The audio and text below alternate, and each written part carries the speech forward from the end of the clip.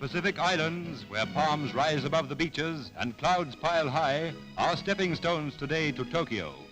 New Zealand troops are on these islands, in camps like this on Guadalcanal, here as part of New Zealand's share in the Allied plan for the Pacific.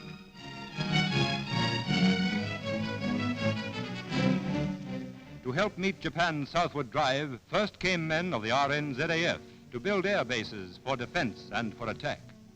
We used to see these men in trim blue uniforms on parade. They're the same men, stripped for work and action in this clammy heat.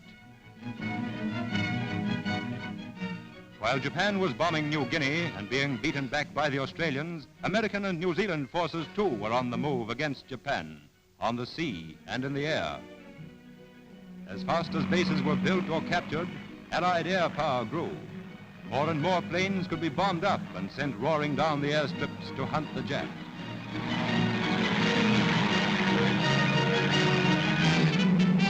Thus, for months past, planes of the RNZAF have been helping to keep Japan on the jump. The bases, the planes, the pilots and the gunners were part of New Zealand's contribution to the Allied attack.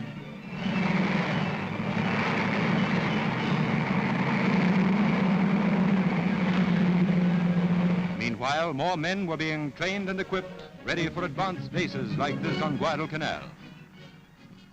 And now the Army's here, men of New Zealand's 3rd Division. These are the men who went to the Pacific as a garrison force. They suddenly appeared at Vella La Vella as shock troops.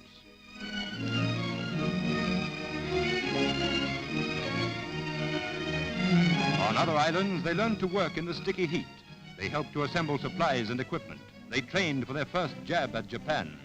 They took Vella La Vella, and now they're still at it, getting ready for another smack at the Jap. First comes maintenance work on trucks, guns, and tanks. Tank crews have learned what jungle fighting does to their tanks, but with resource typical of New Zealanders, they've learned to speed up on running repairs.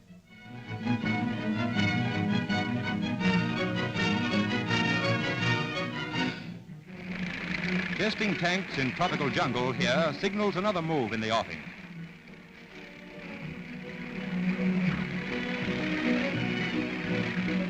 Breaking their way through trees and undergrowth, slushing through mud isn't just routine training again. The men have a quickened interest now.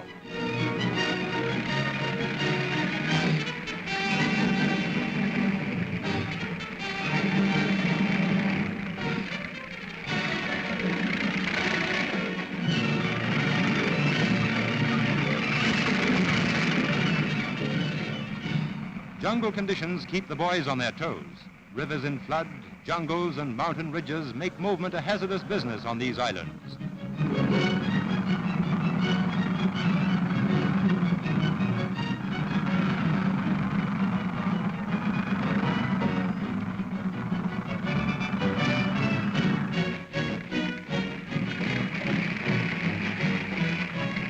In training here, there are plenty of places to give the guns a workout.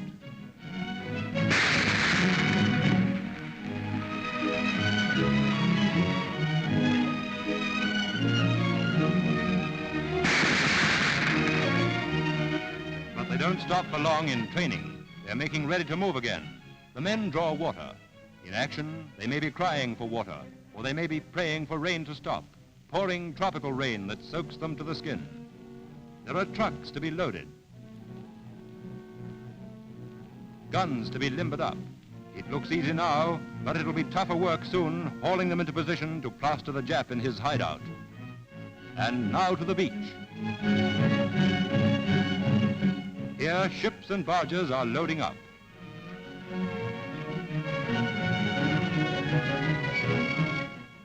This is embarkation, Guadalcanal style.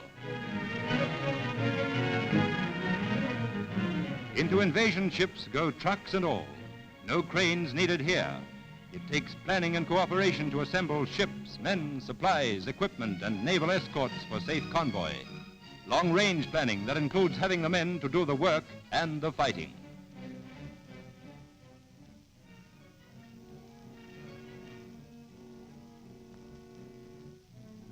Hour after hour, the work goes on. Some take time out for a rest. They may be in action soon.